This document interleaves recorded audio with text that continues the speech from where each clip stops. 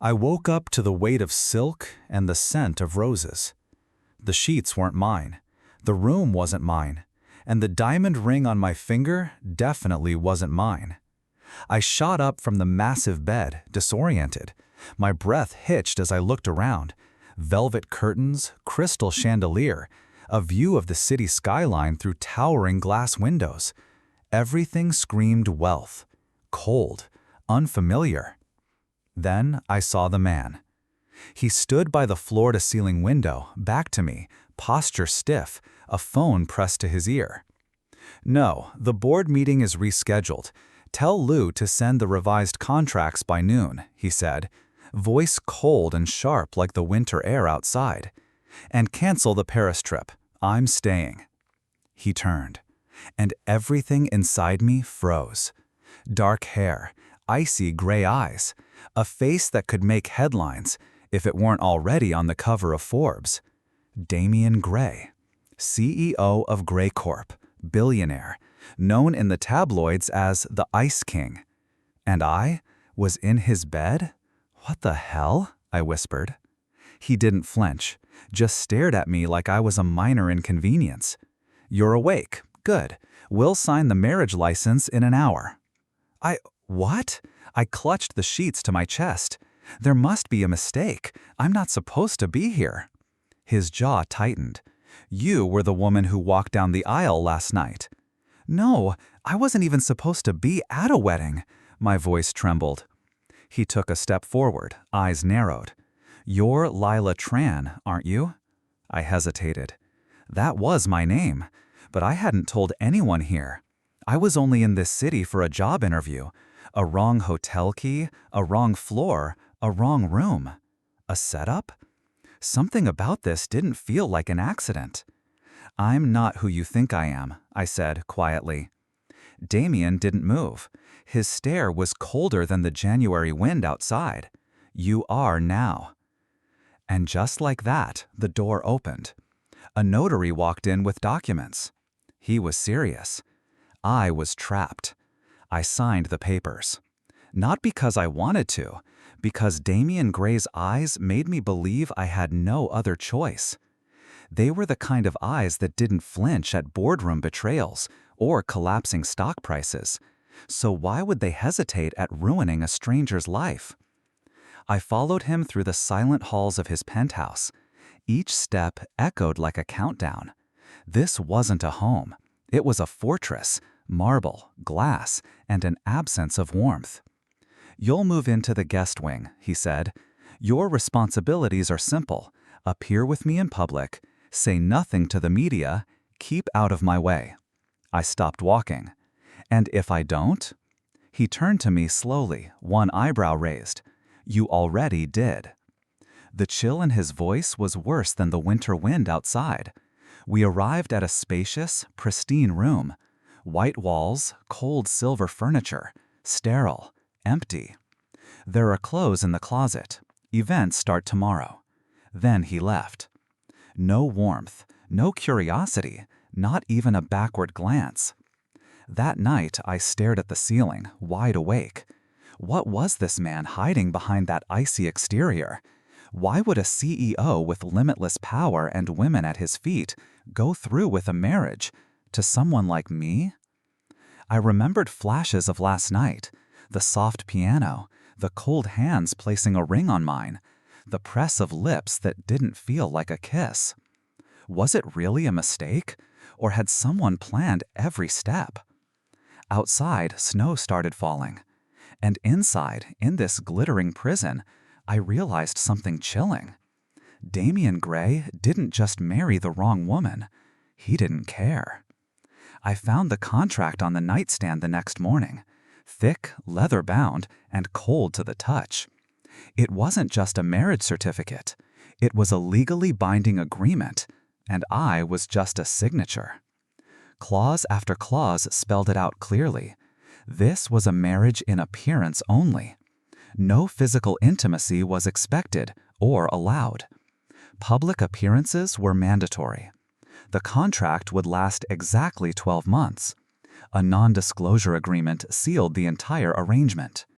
Lyla Tran, spouse of Damien Alexander Gray. I didn't remember the wedding, but here it was, in black and white, and if I tried to back out now, well, the penalties section made that impossible.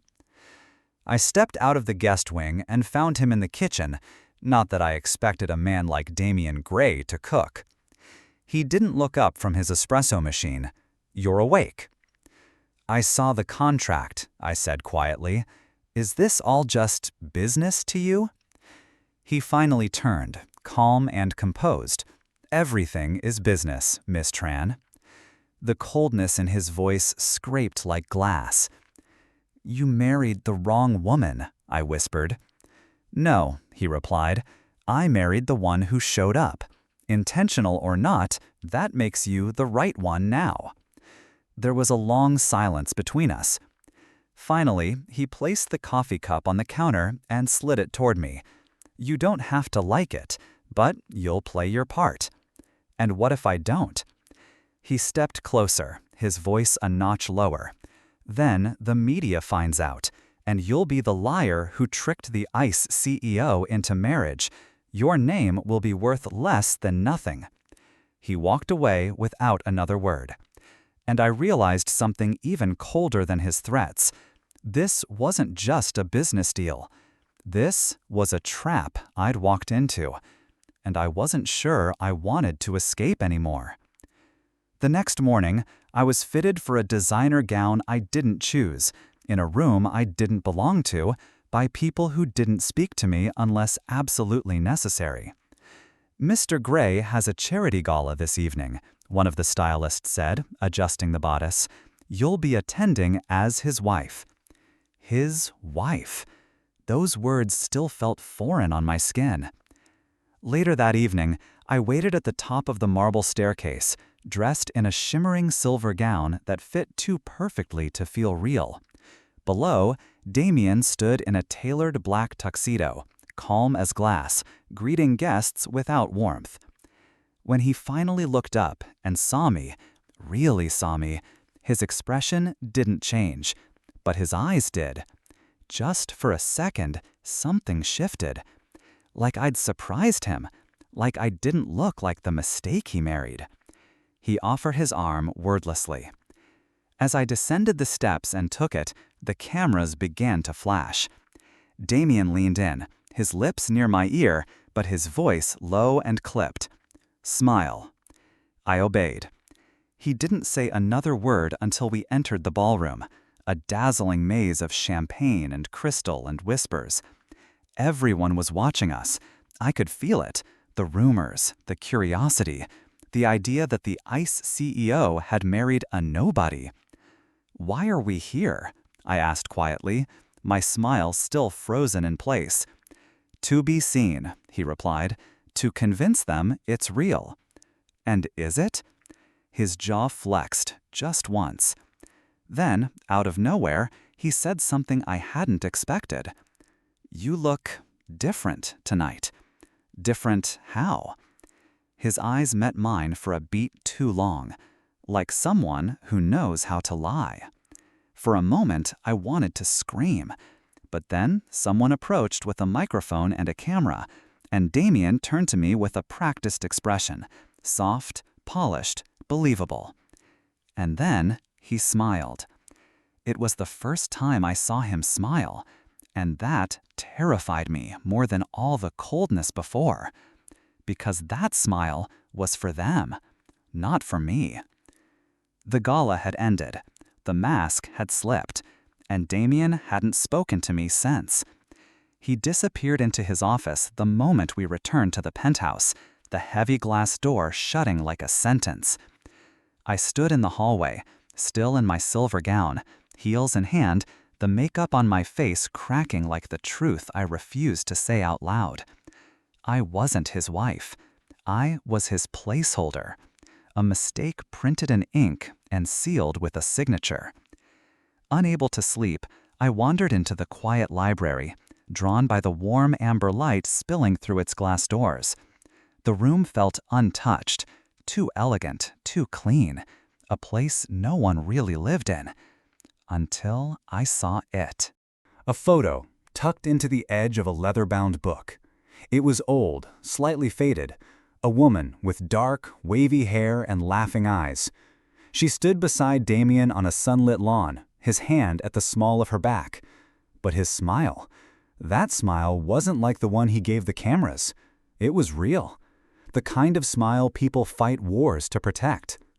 Suddenly, a low voice cut through the quiet behind me. "Put that back." I turned slowly. Damien stood in the doorway, no jacket, his shirt sleeves rolled up, tie loose around his neck. The ICE CEO didn't look icy at all. He looked haunted. "I didn't mean to pry," I whispered. He didn't move. "That photo doesn't belong to you." "Who is she?" He hesitated. Then, coldly, "She's no one." "A no one who made you smile like that?" Silence stretched between us, thick and breathless. His jaw clenched. "Leave it alone, Lyla. Tell me the truth." He stepped into the room, each step deliberate. "The truth is, people disappear, feelings fade, and all that's left are signatures and obligations." I didn't know what hurt more, the bitterness in his voice or the fact that he still refused to say her name. But as I turned to leave, he added something I wasn't ready for. "She was supposed to be you." I froze. "What?" He didn't repeat it, just looked away, and for the first time since our mistake of a wedding, I saw something flicker in Damien Gray's eyes. Regret. The storm rolled in without warning. By late afternoon, the sky turned an ominous silver, and snow began falling in thick, relentless sheets. The city below vanished behind a veil of white, skyscrapers reduced to vague silhouettes. I stood by the window in my robe, a cup of untouched tea cooling in my hands. It was strange how quiet the penthouse became during storms, as if the world outside didn't exist, and we were the only two people still awake inside this glass prison. I hadn't seen Damien since the night before. His door remained closed, the library was locked, even the staff moved around like ghosts, quiet, distant, unbothered.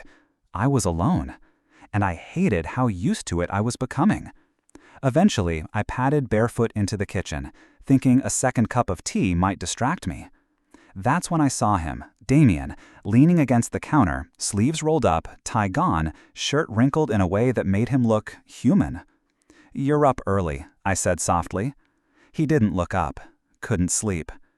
Neither could I, but I didn't say that. He glanced toward the window. "Storm's going to trap everyone inside for a while." "Even us?"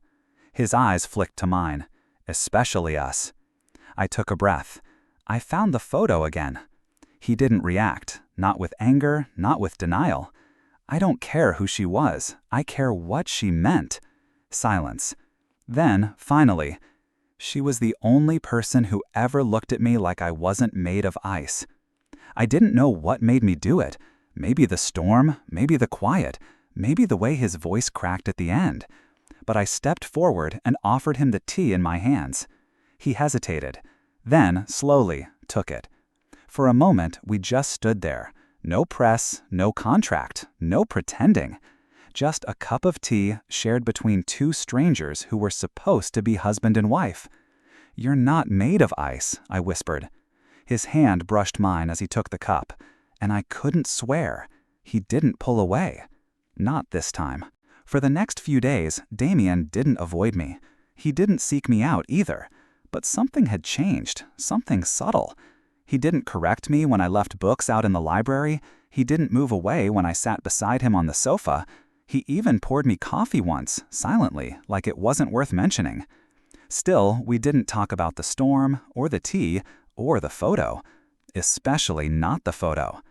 Then came the charity event, again. Hair, makeup, gown, smile. But this time, as I stepped into the car beside him, Damien looked over at me and said, "You don't have to pretend tonight." That caught me off guard. Isn't that the whole point? He shrugged. "Let them look, let them wonder. I don't care anymore." "Then why do you go at all?" He didn't answer for a while. The city lights flickered against the glass as we drove. "Because," he finally said, "people like me don't get to disappear. We perform. We project, we endure. And people like me? You get swallowed. We arrived at the venue in silence. Inside, a woman approached Damien, tall, poised, red lips curved in familiarity. Her voice was sweet. Her hand lingered too long on his sleeve. "Still no real wife, Damien?" she teased. Before I could stop myself, I spoke. "I'm right here." She turned, surprised. And for once, Damien didn't correct me. He didn't step away. He didn't deny it. Instead, he reached for my hand. It was the first time he'd touched me in public. No cameras, no contracts. Just heat. After the woman walked away, I whispered, "You didn't have to do that." "I know." I looked at him. "Why did you?" His answer came quietly. "Because you're the only person in that room who doesn't want something from me." I stared at him, trying to read the sharp lines of his face. "And what do you want from me?" He looked away. "I don't believe in love," he said, but his hand never let go of mine. The next morning, I found the ring box on the kitchen counter. It wasn't velvet, it wasn't gold-trimmed, just a small, square box, matte black with a thin silver ribbon. Inside, a ring. Not the kind with diamonds, not something made to impress a camera. It was simple, silver, elegant, real. I turned to Damien, who stood by the window, coffee in hand, his expression unreadable. "I thought you didn't believe in love," I said quietly. "I don't," he replied. "But the media does. They've started asking questions about your ring, or lack of it." I looked down at the band. "It's not a proposal," he added, his voice colder now. "It's a prop." Of course it was. Still, I took the ring and slid it onto my finger. Not because I had to, but because something about it stung in a way I couldn't name. That evening, Damien had another business dinner. I wasn't invited, and for once, I was glad. I stayed in the library, barefoot and curled on the velvet chase, tracing the rim of my teacup with a fingertip. But hours passed. He didn't come home. Midnight turned to 1, then 2. I finally wandered into the hallway just as the elevator dinged. He stepped out, loosened tie, collar open, eyes unreadable. "Long night?" I asked. He paused as if surprised I was still awake. "Board negotiations." "That woman from the gala, she's irrelevant." I stepped forward. "I don't care who she is, Damien. I care who you are when she's around." He blinked. Something cracked in his gaze, like I'd asked a question he didn't know how to answer. "I didn't ask for this marriage," I whispered, "but I'm here now, and I deserve to know the truth. What are we really doing?" He didn't speak. Not for a long time. Then, suddenly, he walked past me.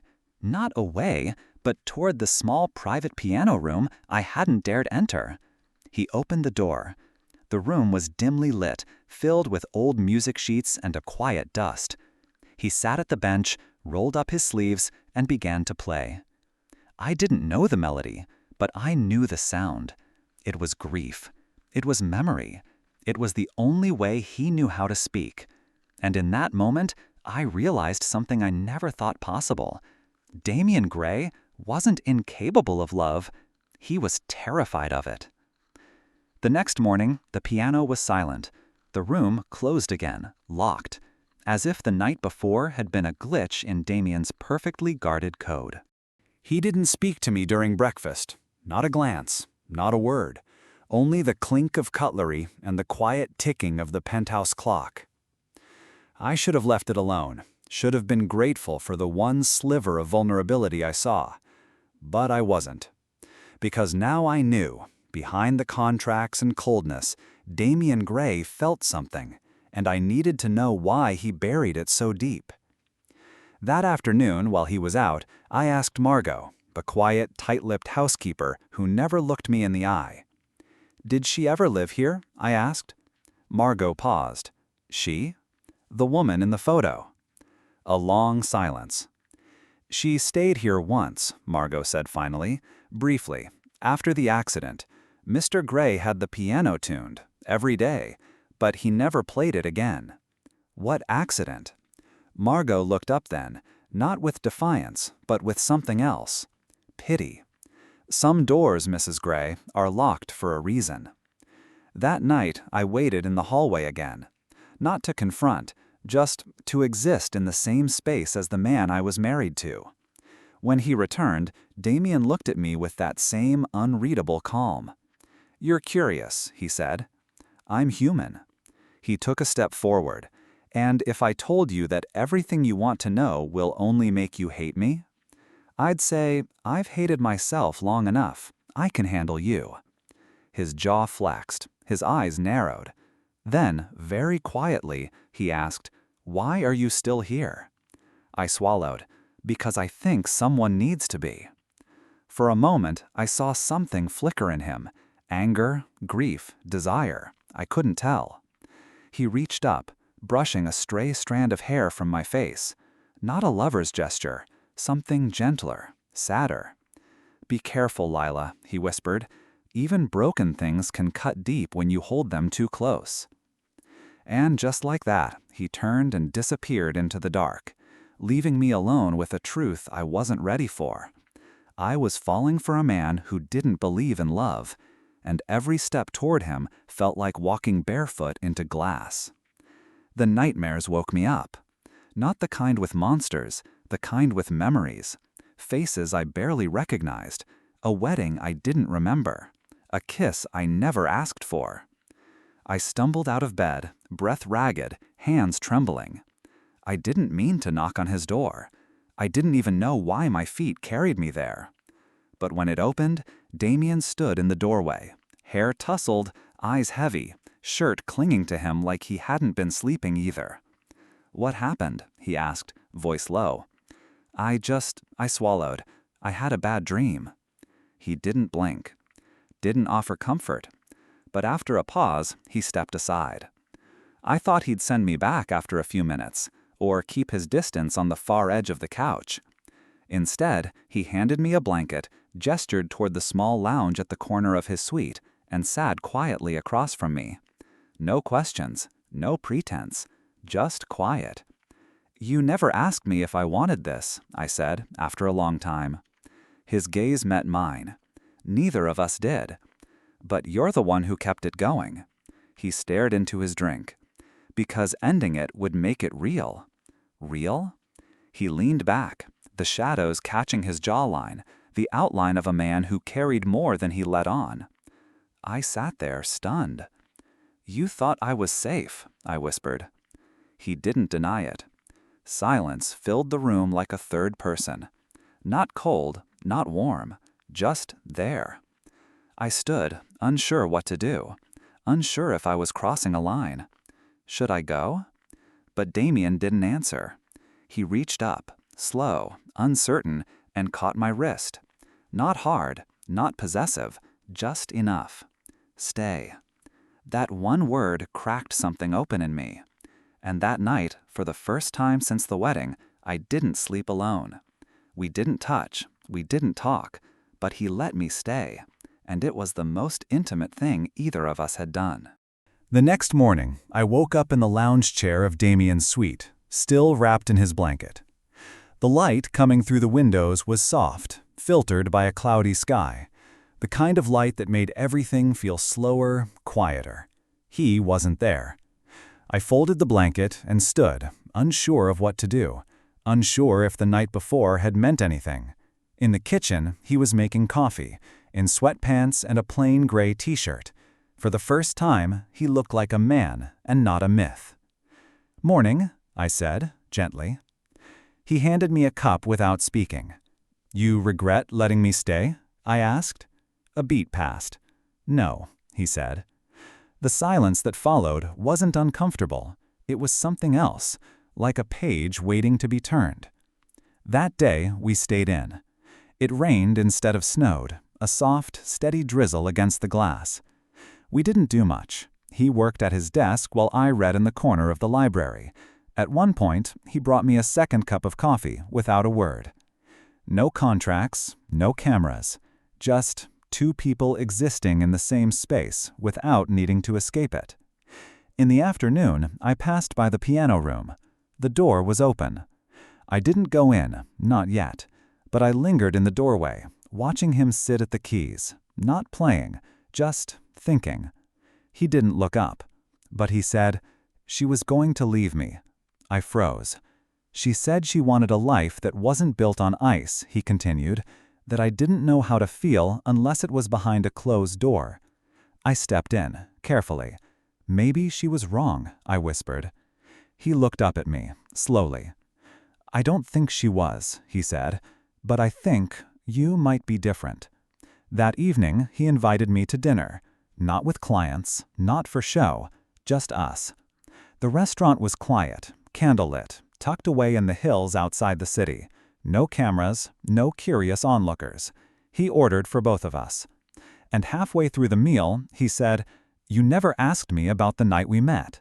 I looked up, because I didn't want to know what I couldn't remember. "I knew you weren't her," he said, "the moment you walked in." My heart stopped. "But you sat down," I said. He nodded. I wanted to see how fate would take it. "And now?" He met my eyes. "Now, I wonder if fate got it right." For the first time, I didn't dread waking up beside Damien. He wasn't beside me exactly, we still had our separate rooms, but something about the way he lingered in the hallway, the way his eyes softened when they passed over me, made it feel like I wasn't just temporary anymore. We weren't in love, but something had changed. Until she came back. Her name was Camille, and she didn't knock. She showed up at the penthouse in a red trench coat and expensive heels, storming past security like she still belonged here. I was walking down the staircase when I saw her, tall, striking, everything I imagined when I first saw that photograph tucked in the piano room. And Damien froze. He didn't speak, didn't move, just stood there as she walked up to him like time hadn't passed at all. "I made a mistake," she said, bold and unafraid. "You let me walk away. I'm not asking for forgiveness. I'm asking for another chance." I turned, quietly, and walked back upstairs. My fingers shook, my breath caught in my throat, and suddenly the walls that had begun to feel like home turned cold again. Later that night, I heard a knock on my door. It was Damien. He didn't speak at first, just stood there, hands in his pockets, looking exhausted in a way that had nothing to do with work. "She's not staying," he said. I nodded, "But she came back." "She always comes back," he murmured, "but this time I didn't open the door for her. You did." I blinked. "What do you mean?" He stepped closer. "You made me remember what it feels like to choose something, not because of habit, not because of history, but because I want to." I didn't know what to say. So he said it for me. "I don't want her anymore, Lyla." He reached into his pocket and pulled out something small. The ring. Not the silver one for the press, not the contract, the real one. "I want to give this to the woman I mistook for a mistake, the one who turned out to be the only thing in this place that feels honest." I stared at the ring, but I stared longer at him, because for the first time, Damien Gray looked like a man ready to fall, and all I had to do was catch him. I didn't answer him that night. I couldn't, because when Damien Gray, the man who once turned feelings into transactions, looked at me with something dangerously close to hope, I felt myself begin to drown, not in fear, in the weight of something real. I closed the ring box gently and whispered, "Not like this." He looked confused. "What do you mean?" "This can't be another performance, not a reaction to Camille, not a reflex.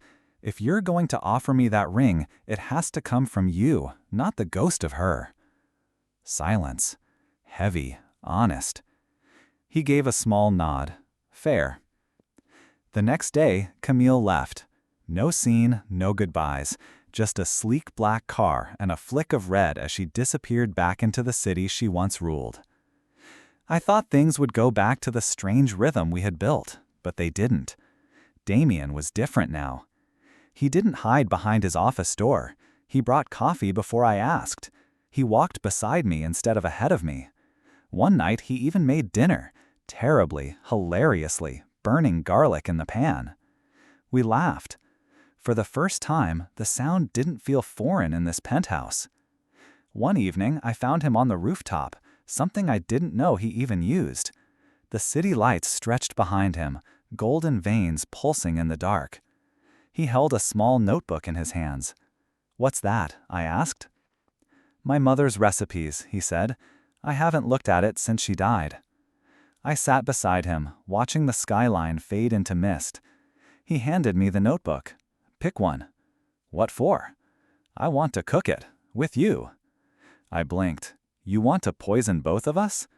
He smirked, a real one this time. "Probably, but it'll be worth it." We chose one. We made a mess. We burned half of it. But when we sat on the kitchen floor afterward, barefoot and laughing over half-cooked dumplings, something shifted. There was no Camille, no contract, just this, whatever this was. And I realized something. Maybe love doesn't always come with fireworks or confessions. Sometimes it's the sound of laughter in a room that used to echo. Sometimes it's a man handing you a notebook and saying, "Pick one." It had been weeks since Camille left.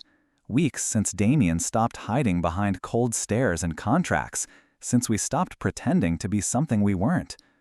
And yet, neither of us said it. Not out loud. Not "I love you." Not "I want you to stay." We just lived in this strange, tender middle ground between strangers and something more. He made coffee every morning now. I started leaving notes on napkins beside his cup. He never mentioned them, but he always folded them neatly into his pocket. One night, I returned from the grocery store to find soft jazz playing in the penthouse. No suits, no tension.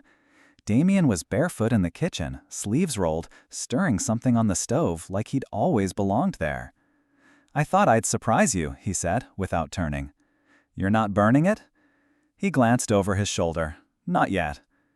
We ate at the counter, nothing fancy, just pasta and wine. But it felt like a date, a real one. Afterward, I stood by the window, watching the city glitter. He joined me, quietly, hands in his pockets. "You're different now," I whispered. "I don't feel different," he replied, "but maybe I finally stopped pretending." I turned to face him. "Why me, Damien? Why not someone like her, Camille, or anyone else?" His answer was so quiet, I almost missed it. "Because you looked at me and didn't want to fix me. You just stayed." He reached for my hand. This time, there was no hesitation, no PR cameras, no contract clause, just warmth, real, human. "I can't promise I won't mess this up," he said. "I can't promise I won't walk away," I answered. His mouth twitched into the smallest, softest smile. "But you haven't yet." I shook my head. "Neither have you." We didn't kiss. We didn't need to. That night, he held me in his arms like a man afraid of waking up. And I let him. Because sometimes everything you need is said in the silence between two heartbeats. It started like any ordinary morning. Coffee, silence, the quiet clink of spoons, and two people pretending they weren't waiting for something to happen. I stood by the window, watching snow begin to fall again, soft and slow, like the beginning of the story we'd almost lost. Damien joined me, still in his black t-shirt and gray sweats, hair unbrushed, eyes tired. "You're thinking too loudly," he murmured. I looked at him. "Are we still pretending?" He shook his head. "No, not anymore." There was a pause, one of those long, weighted silences that lives in the space between what you want and what you're afraid to ask for. "I got a call this morning," he said finally, "from legal." I blanked. "Okay." "They asked if I wanted to finalize the annulment papers." My chest tightened. "And?" He stepped closer, slipping his hands into the pockets of his robe like he didn't trust himself not to touch me. I told them no. My breath caught. He continued, voice steady. "Because the truth is, I don't want out of this marriage." I stared at him. "But we were never really married." "Yes," he said, "we were." I swallowed hard. "Then what are we, Damien?" He took a deep breath. "We are a mistake the universe kept trying to correct, But somehow, we survived it. He reached into his pocket. The ring. The real one. He didn't kneel. He didn't ask. He just opened the box again and held it out, not like a question, but like a truth. "I don't want perfect," he said. "I don't need fireworks. I don't even need the words." He looked me dead in the eyes. "I just need you." Tears stung my eyes before I could stop them. I took the ring, slipped it onto my finger, and whispered, "You already have me." We didn't need to sign anything that day. We didn't need to pose for photos, because what we had wasn't for them. It was for the man who didn't believe in love, and the woman who proved him wrong.